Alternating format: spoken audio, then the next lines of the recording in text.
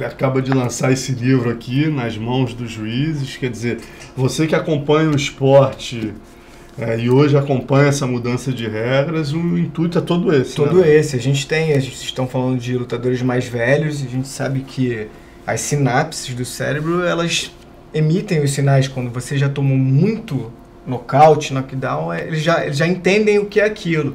Então, um lutador desse de 40 anos, é por isso ele é nocauteado muito mais facilmente que um garoto. As sinapses já mandam um comando de um golpe que antigamente ele receberia para desligar e proteger a cabeça dele. Então, é incoerente você ter um cara de 40 anos lutando com um garoto de 27. Ele pode ter o talento que for, tecido, mas na cabeça, no corpo, na parte muscular toda, é outra coisa. Então, é uma covardia, né? A não ser que você dê ferramentas para o cara treinar. O cara todo mundo pode usar o TRT. Aí já iguala e muda um pouco, entendeu? Mas você cortar tudo e querer que o cara lute com 40 anos é impossível. Só a preparação física do cara já é impossível dele aturar. Hoje, com 40 anos, a preparação física hoje em dia do MMA é olímpica. É um treinamento olímpico. É humanamente impossível. Não, por isso que foi importantíssimo também, né? Quando a CAB entrou no jogo, exigiu os exames. A gente gritou, o pessoal que estava na era do Vale Tudo gritou muito, reclamou com relação à exigência de exames. E aí apareceram 3 ou 4 casos, que eu lembro assim, no mínimo, 3 ou 4 claramente na minha cabeça, de pedidos de escândalo na cabeça, onde já havia um aneurisma no garoto. Quer dizer, a chance de ter morrido, se não tivesse nocauteado rapidamente ali no primeiro round, tomou um soco na cabeça, podia ter morrido. Não, e tem um caso de um lutador que foi contratado pelo UFC, nunca tinha feito um exame de sangue no Brasil, quando entrou no UFC descobriram que ele tinha hepatite C, pô. Tinha hepatite C, e ele saiu na porrada, peso pesado, luta sangrenta, e o cara nunca tinha feito um exame de sangue. Então, assim, a comissão atlética vem para isso, para proteger o esporte e os lutadores. Então, tem que ter, né, cara? Tem que ter. Agora, Bravo, falando um pouco do seu livro aqui, né, vamos dar uma passada aqui, algumas coisas que eu achei interessante. A galera que hoje em dia assiste, né, já meio que se educou, acompanhando o Carlão, o Luciano, a galera comentar, vai aprendendo ali aos poucos um pouco das regras.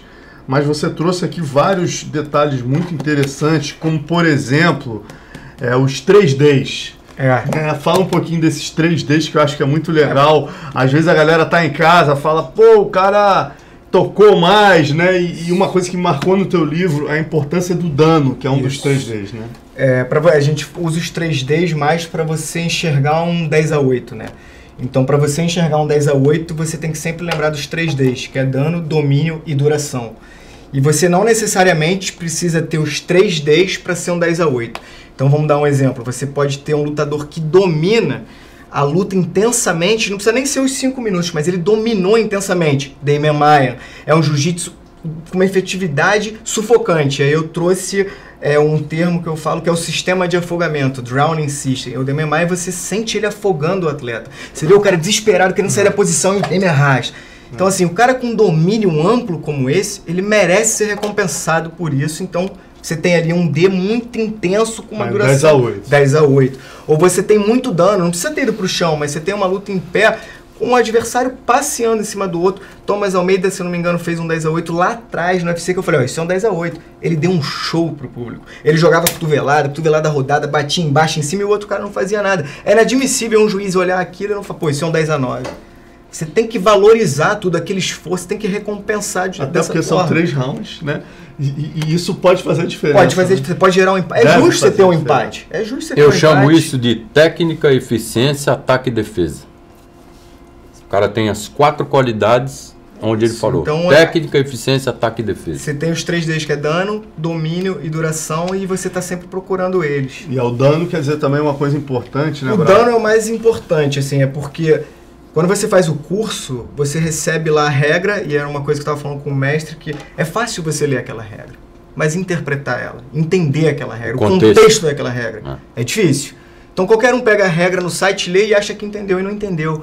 Então eu me lembro que quando eu fiz o curso do Herb, a primeira coisa que eu pensei é falar, porra, preciso ter uma escala para avaliar o azul e o vermelho como eles estão andando.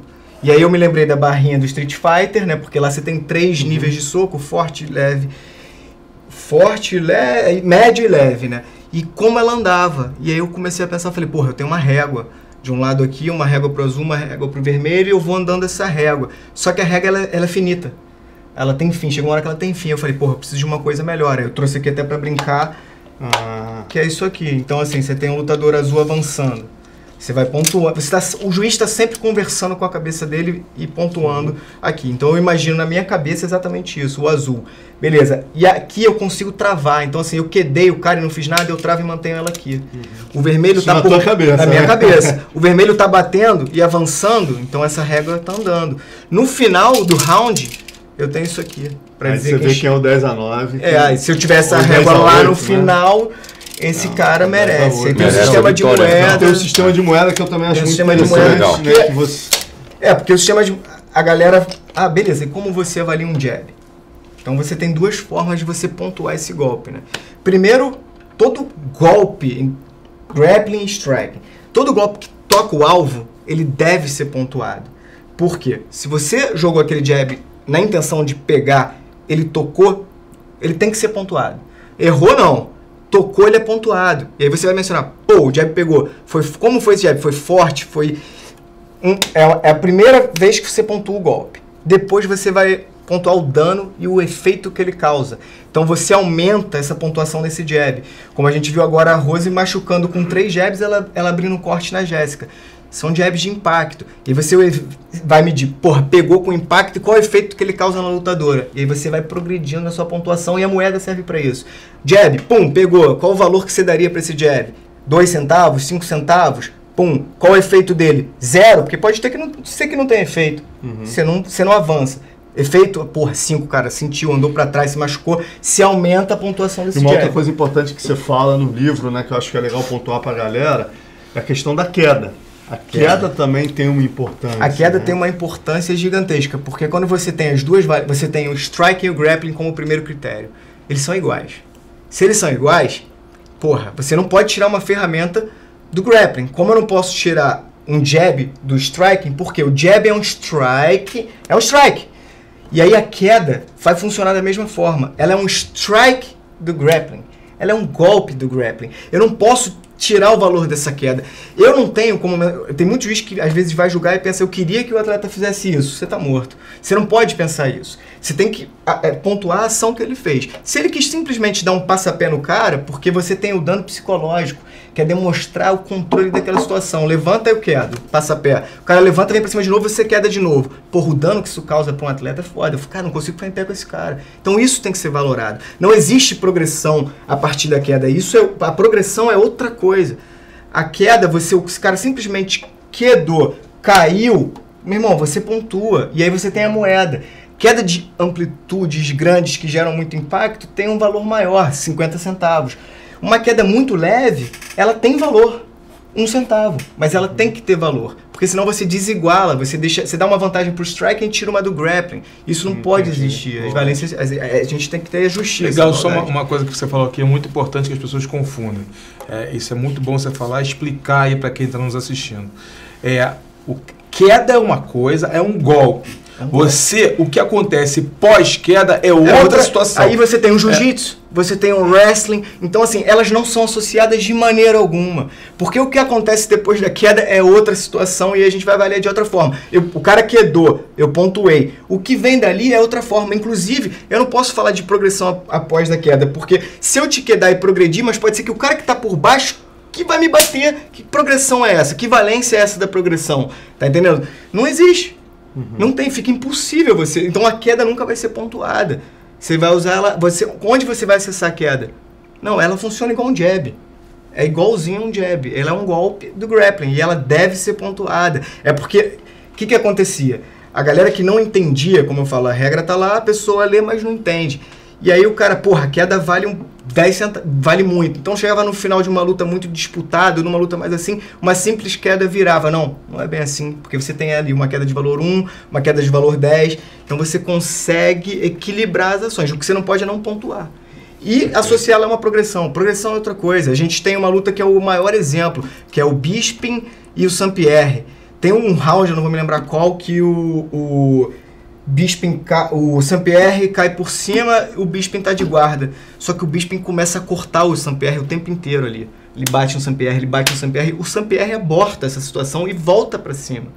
Ele que quedou, só que ele cai e começa a tomar o prejuízo. Então, não faz sentido você querer avaliar a progressão. Não existe. Progressão é outra coisa. Queda é queda e progressão é outra coisa. É bom ficar bem claro isso, porque as pessoas confundem. Não vou voltar lá atrás, porque eram até regras diferentes, né? Por exemplo, o Pedro Rios com Rende Cultura, o Bas Rutten com o Hendelman, né? Que a gente até falou antes aqui. Mas, por exemplo, aquela luta do Shogun com o Dan Henderson, a primeira luta entre eles. O Shogun no último round, acho que até a forma de julgar talvez ainda fosse diferente. O Shogun botou o Dan Henderson para baixo no início do quinto round e ficou o round inteiro ali por cima sem causar muito dano, mas ficou dominando. Aquilo é um 10-8, foi 10-9 os árbitros julgaram, mas hoje seria julgado 10-8? 10-8, ele dominou. Qual é a ação do Dan Henderson nessa luta? Nada, naquele round ele só ficou se defendendo. Embora o Shogun não tivesse causado muito dano, mas aí isso assim, aí é o que eu falo. A pessoa fala, ele devia ter passado, ele devia ter tentado uma finalização. Opa, calma aí. O que acontece no MMA? Você tem um azul lutando com preta.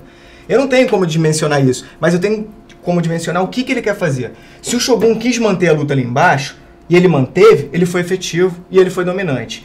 Então esse é um ponto. O segundo ponto que eu costumo falar é que o meu trabalho é um trabalho junto com o do árbitro. Tá? Então assim, eu tenho árbitros que eu não conheço. E aí eu me pergunto, quem é esse árbitro? Eu vou lá conversar com o cara, ver o histórico dele. Quando eu tenho um árbitro que nem o John, eu tenho total confiança do que ele está fazendo ali, ele está vendo efetividade. Então se você tem um árbitro deixando o Shogun por cima durante 5, 10 minutos, eu não lembro qual foi, como eles tinham tempo, ele está te mostrando que ele está sendo efetivo. Se não está sendo efetivo, esse árbitro tem o dever de mandar subir a luta. E aí ele está me dando ferramentas para julgar aquilo. Se eu tenho um árbitro deixando o cara fazendo um jogo de grade, porque aí a gente fala no livro de o que é pressão efetiva, o que é agressividade efetiva, o que realmente é controlar. Se você tem um árbitro deixando aquele jogo de grade ali durante tanto tempo, ele está te dizendo para o juiz assim, não está sendo efetivo. Então eu tenho que pontuar. Né? Tem vezes que eu sei que o árbitro está errando. Então como eu tenho entendimento, e é porque é importante você ter treinado jiu-jitsu, wrestling, muay thai, boxe, porque você entende a posição. Então assim, mas tem árbitro que também entende e está falando, ele alternou uma pegada. Ele vai tentar quedar.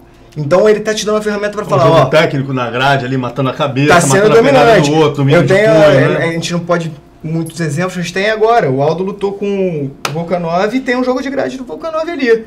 O árbitro não separa, ele deixa até tempo demais, 1 hora e tal, mas ele está mostrando para aquele juiz que está tendo efetividade, senão ele separaria, entendeu? Então, o árbitro, acho que foi até o Josh Rosenthal, que foi aquele que foi preso, não foi? O entendimento do árbitro, do árbitro não é o mesmo entendimento do público. Sim, não, a visão é outra.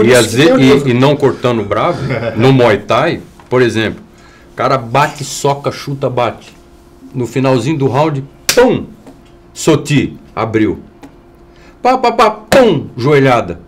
Ganhou o round. O cara bateu o round inteiro com boxe e chute, mas eu entrei com o cotovelo, abriu, já ganhei o round.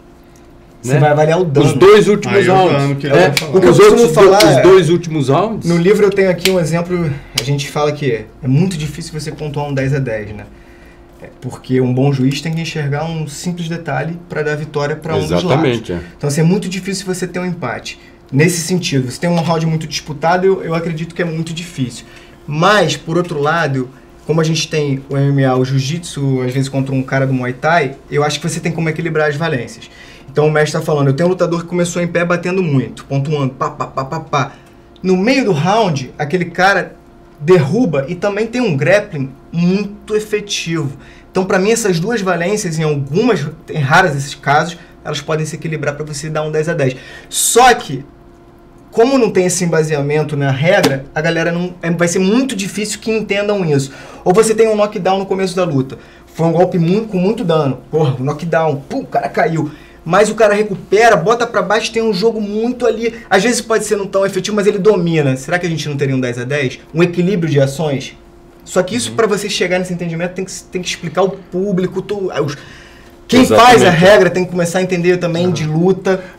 Isso é uma das coisas que eu ia te perguntar. Com relação às comissões, né, para a galera que está em casa entender como funcionam as comissões. Por exemplo, quando existe alguma coisa polêmica, como por exemplo a queda, né, da Rose na batistaca e outras questões polêmicas do esporte, né? Muita gente pede mudança de regras e de fato, ultimamente, né, a gente teve uma releitura agora, ano passado, né, que realmente algumas regras foram reanalisadas, né? Uma releitura. Atualizadas. Como é que você vê isso, Bravo? Você acha que hoje em dia, primeiro, como funciona esse sistema em termos de comissões atléticas? E segundo, você vê possibilidade de mudança de regras em curto ou médio prazo? Por exemplo, a famosa pedalada, que não é boa para o jiu-jitsu, né? A pedalada ser proibida, o cara já tá ali com a gravidade contra ele, né, Carlão? Isso. Soco ali de dentro da guarda. Pô, ele não pode dar um pedalzinho na cara do oponente, como o Murilo fez com o Bolander e tantos outros, né? A gente tem a ABC que regula, né, as regras do MMA, e eles têm a conferência anual todo ano, onde um grupo de pessoas, isso é interessante falar porque, assim, um grupo de pessoas são as comissões americanas, mas não entrava nenhuma outra de fora para poder dar o seu pitaco e falar o que achava de regra. E ano passado, se eu não me engano, a Comissão Atlética Brasileira entrou nesse grupo. Então a gente ganhou uma força maior para falar, não, olha, eu não concordo com isso. Por exemplo, pode ser sugerido, não, acho que a pedalada é viável. Como que não é viável se o cara de cima pode jogar um cotovelo lá de cima? Por que isso é mais danoso que uma pedalada? Então você pode sugerir. Só que para sugerir você tem que ter estudo, você tem que mostrar diversos exemplos e aí você vai para uma votação para ver se eles aceitam ou não. Então, há um ano atrás o John foi e reatualizou as regras, tem uma votação e o pessoal aceita. Passou, beleza, só que é o problema. As comissões não são obrigadas a aceitar as mudanças. Então você tem comissão que aceitou e não aceitou. E aí isso cria uma bagunça, porque o certo seria todo mundo seguir esse padrão. A regra está ali no site da ABC, vamos seguir aquela regra.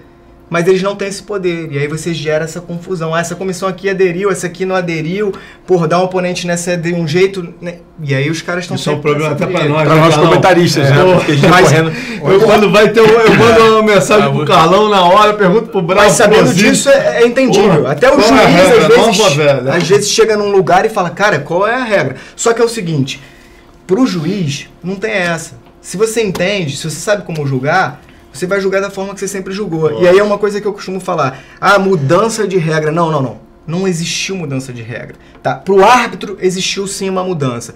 Porque aí você tem voltando certos golpes, que era no rim, né? Você tem algumas coisas que voltaram, algumas coisas que saíram, o down oponente foi mudado. Mas para juiz não. Para juiz...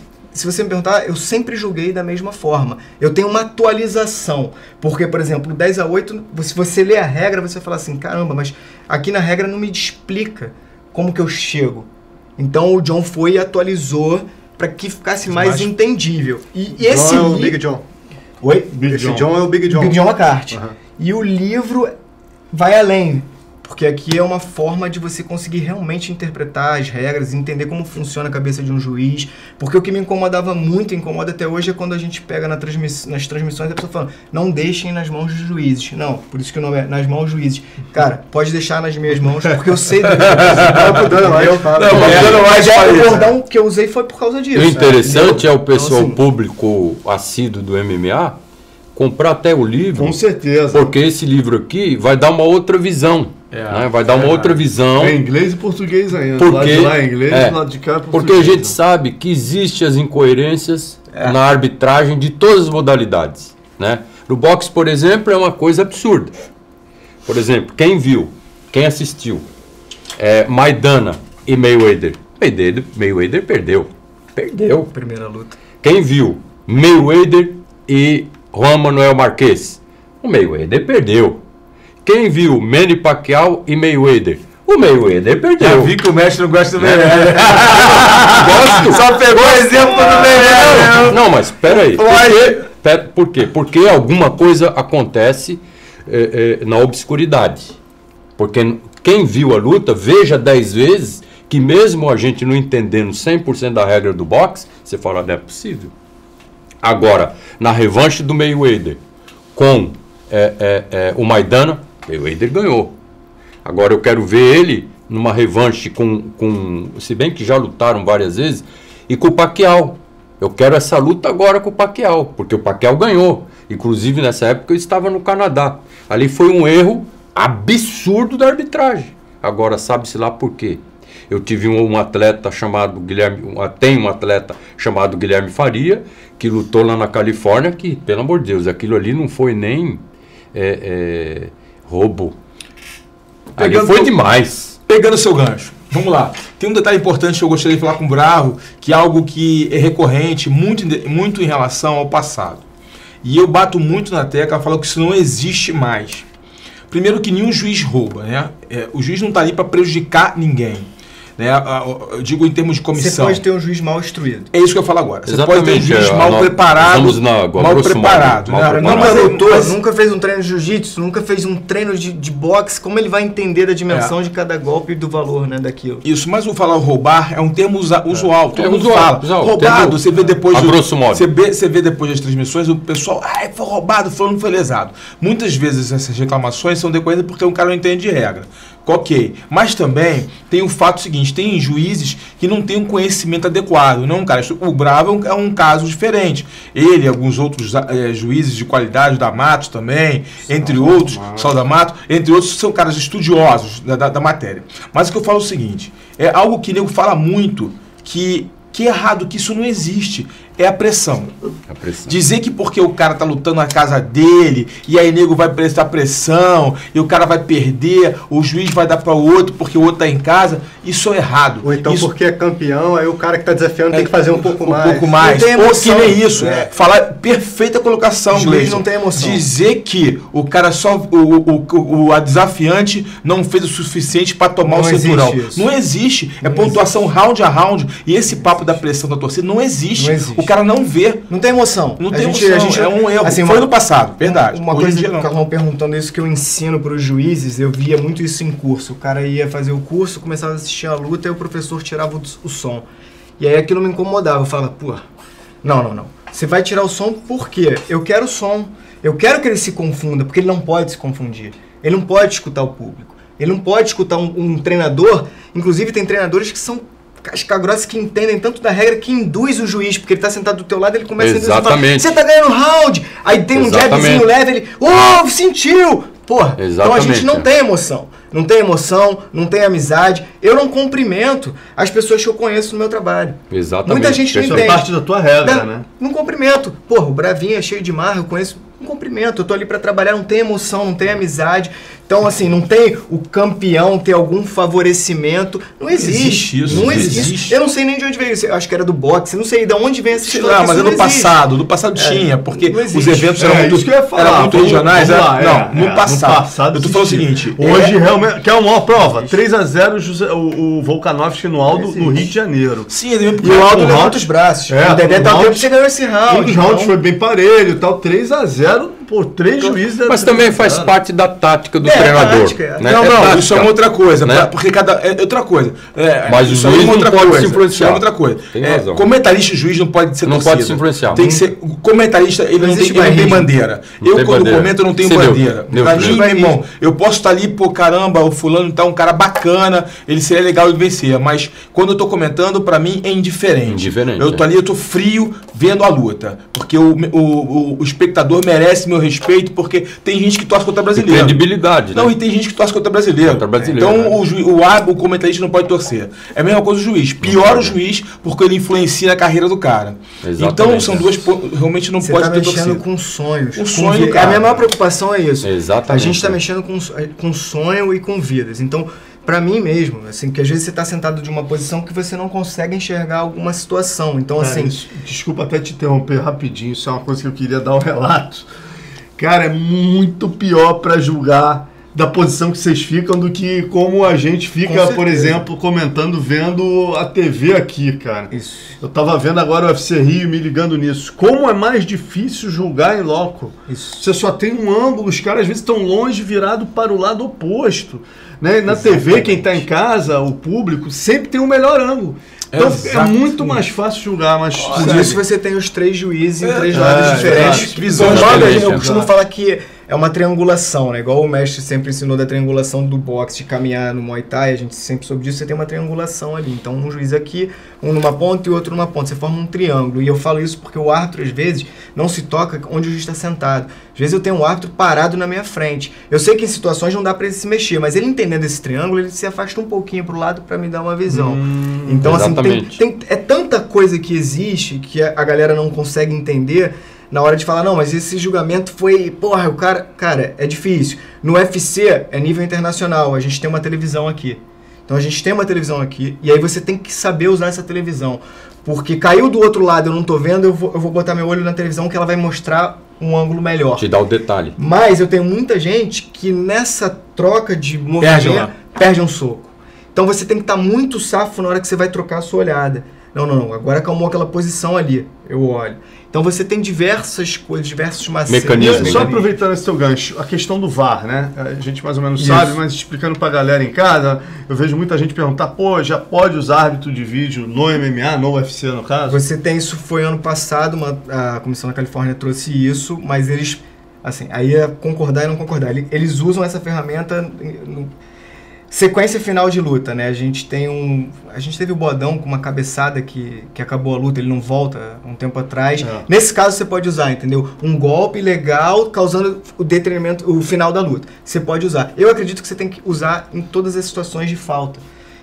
Um dedo no olho, quando o árbitro não respeita aquele dedo no olho, ele acha que não pegou. Porra, ele tá ali para fazer a manutenção da regra, para proteger a integridade física do atleta. Ele não pode ter achismo. Se o golpe foi na região do olho, você não tem que, eu acho. Você tem que parar e olhar o que aconteceu. Se o lutador acusou, você pelo menos tem que parar. O cara de sapato ele acusou. Cara de sapato. E o golpe é na região do olho. Não tem como você não respeitar esse atleta, porque você tá ali para proteger e manter a justiça. Se você não para, você está ajudando o cara que está fazendo o errado. E punindo o que está fazendo certo. Então ali, eu acho que você poderia... Primeiro que tem um macete. O bom árbitro, e aí eu falo, a gente tem árbitros um árbitro no Brasil que para mim é um dos top 5 do mundo. Eu trabalho com esse cara desde 2011, que é o Osiris Maia, e eu nunca vi ele errar. Eu vi ele cometer pequenas... Ele podia melhorar e tal, mas nunca vi esse cara errar. Nunca vi ele errar. Então, pra mim, ele é um dos 5 melhores do mundo. Ele é bom. Ele, cara, então assim... E nessa situação, eu acho que você poderia usar um VAR. Porque o árbitro para e ele vai olhar se aquele golpe pegou no olho ou não. E aí a pessoa...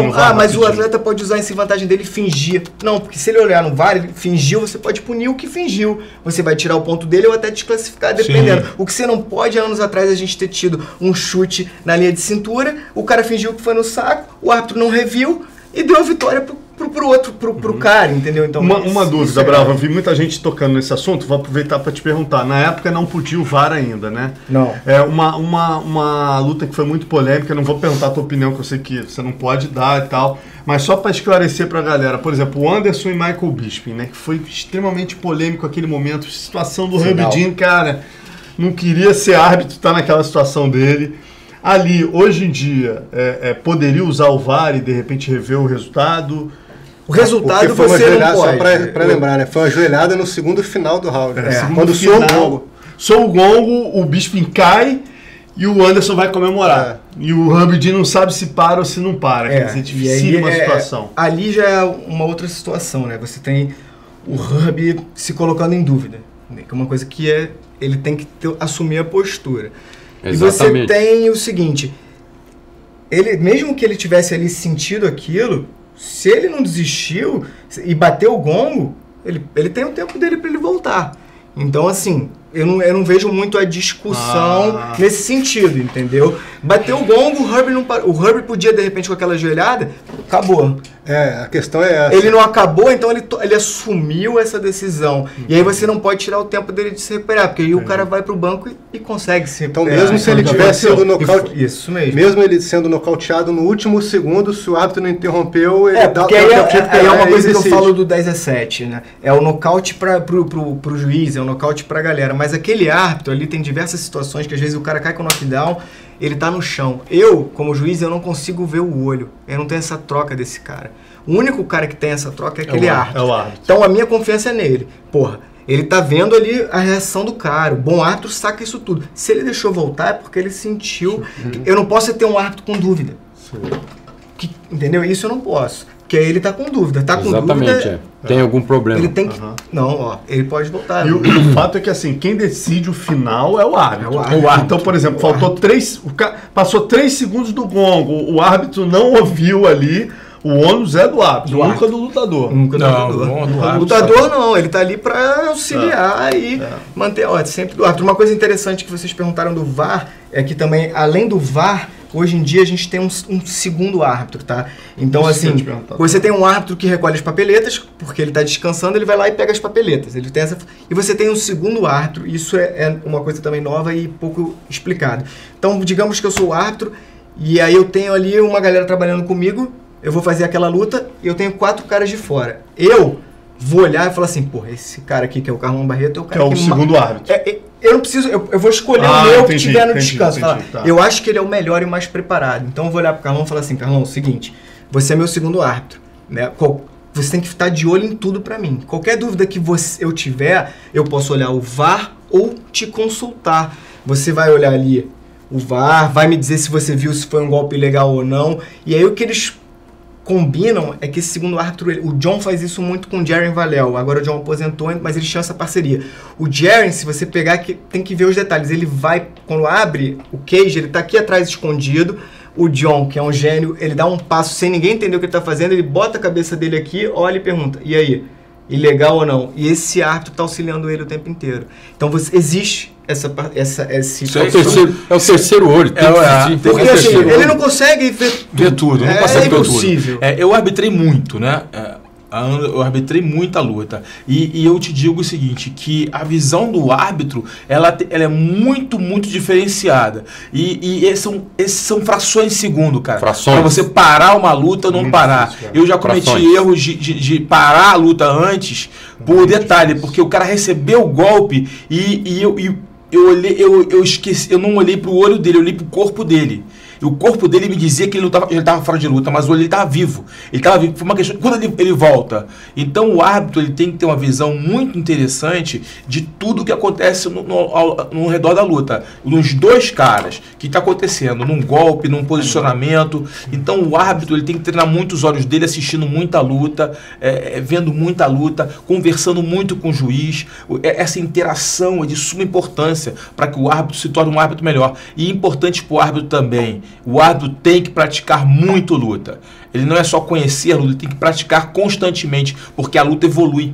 O tempo inteiro. Exatamente, o tempo todo. Tem que estar treinando, você tem que estar entendendo posições no berimbolo. Foi uma coisa que veio... Exatamente. Entendeu? E se o cara não treina, como que ele vai entender o berimbolo? E como ele vai entender o berimbolo no MMA? Porque já é outra coisa. Então, assim, ele tem que estar sempre estudando, treinando. Participando de seminários. Vocês separam técnicas polêmicas. É a genialidade do Big John, né? Vocês estavam falando do Anderson e do Bisping, né? Então, assim, o John traz uma ferramenta genial para você ver se o golpe foi lançado depois do gongo ou não. Então, você tem os 10 segundos. Bateu 10 segundos. Porra, o árbitro escutou, ele começa a se aproximar da situação, né? Então, ele tá andando e contando na cabeça dele. 9, 8, 7, quando falta 1 minuto, o Carlão, Aldo e Chad Mendes rolou isso também. Quando falta 1 segundo, o Carlão vai desferir um jab, joga o jab. Ele jogou o braço. Bateu. Se passou daqui, foi depois. Ele encerrou a luta, foi depois. Se tiver antes, foi antes.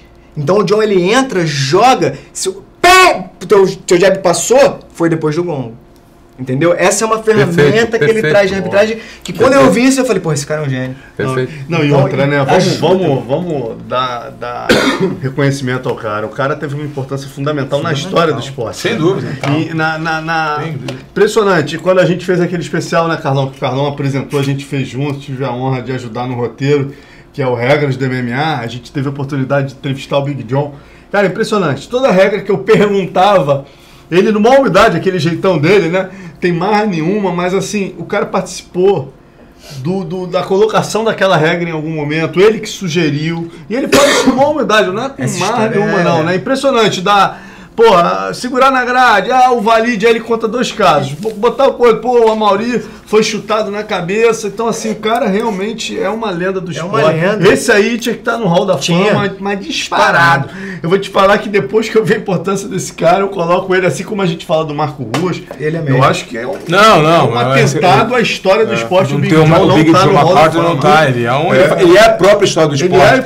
Ele viveu o início ali. E a humildade eu me lembro como fosse hoje, quando eu lutei o UFC, ele entrou no quarto e falou assim, olha, eu sei que você é um grappler de excelência. Cuidado com a grade, hein? A grade, ela define uma luta. Isso lá atrás. Pô, o cara ia no teu quarto. Foi no meu quarto. Entendeu? Falar, cuidar da grade define uma luta. Você não tá acostumado com a grade. Aí eu falei pra ele assim, falei, pô... É outro jogo, né? Que esse Ringue, grade é outro dito jogo. e feito, cara. Primeira coisa que eu fiz, eu tentei arrancar o cara da grade para levar pro chão, o cara se colava na grade, eu arrancando o cara da grade, e eu fiquei exaurido com aquilo ali. Quando acabou a luta, eu olhei para ele e falei, entendi agora, infelizmente. E outra que eu acho do caramba do Big John, cara, naquela época a gente viveu isso como imprensa, como, né? Existia um favorecimento meio que natural. Era meio Brasil contra Estados Unidos, o Sim, esporte, era uma outra época. E o Big John, cara, ele sempre, desde o início, teve uma visão de se comportar de maneira totalmente neutra. Você vê ele contando a derrota do... por exemplo, o Murilo com o Lindland. O cara sofre porque ele sofreu. Errou. Porque ele errou e ele, foi a única vez que eu torci por um lutador. Deu graças a Deus Dei graças a Deus que o Murilo foi lá e finalizou. Quer dizer, o cara, ele tem é impressionante. Isso assim, uma coisa, o pessoal perguntando ao redor do mundo. A gente tem vários juízes, eu não sei que curso esses juízes fizeram. Os internacionais, não estou falando só de Brasil. Tá? E assim, a Comissão Atlética Brasileira faz um trabalho legal que todo ano a gente tem um cara grande vindo dar um curso de reciclagem pra gente e eles incentivam isso, tá? E assim, o que eu sempre falo é, curso do Herb, irado. E o do John é o último que você faz. Então você pensa que você está fazendo uma faculdade, porque é uma faculdade que você faz, né? Você está investindo na sua carreira. E aí, se você quer o mestrado, doutorado, o último é o do John. Todo mundo deveria passar pelo curso do Big John. Então, assim, os americanos que estão trabalhando nessas comissões, eu não sei se eles fizeram do John, mas eu acho que todos deveriam fazer o curso do John, passar por uma reciclagem. E esse ano, eu simplesmente estou pilhando e levando 8 árbitros e juízes do Brasil da Comissão Atlética para fazer o curso do John. Porque eu sei da importância que isso é para eles. Da carreira deles. E a comissão, eu trabalho para a comissão, e eu sei, eles me representam. E eu sei da importância de ter árbitros bem preparados, porque Sim. é o meu colega de trabalho. Então eu estou pilhando e estou conseguindo levar nível... 8 do Brasil para ir fazer o curso do John agora, em julho, porque eu acho que é o... Cara, de suma importância para o crescimento do esporte. Do esporte. E os lutadores brasileiros, o esporte brasileiro agradece esse seu empenho, agradece aí essa sua paixão pelo esporte que produziu esse livro, e você está sempre contribuindo aí com toques para o mercado, né? Isso é importantíssimo. Eu me impressiono muito com o que aconteceu com o Terry A. Tate, que lutou com o Edson Barbosa. Né? Ele leva aquele chute rodado do Edson, é nocauteado, e simplesmente ele sai do UFC e ele nunca mais esqueceu essa derrota. E aí eu fui ler uma matéria pouco tempo atrás que ele entrou em depressão e se jogou na frente no ônibus porque ele nunca mais superou aquela derrota. Então, para mim, é muito duro ter um garoto com seu sonho ali e um juiz jogar de uma maneira... Tem decisões divididas e eu acredito que você pode ter, mas quando é uma coisa muito agravante e eu sei que o cara nunca lutou, não entende, isso me fere muito. E essa história do Terry, eu conto pra todo mundo, quanto a gente tá mexendo com o sonho de uma pessoa. Exatamente. Com vida. Então você tem que ter muita seriedade no seu trabalho. Vai trabalhar lá, meu irmão, não tem celular, é desligar celular, não tem foto com o atleta. E então, assim, pra mim é um trabalho muito sério e é um presente que eu deixo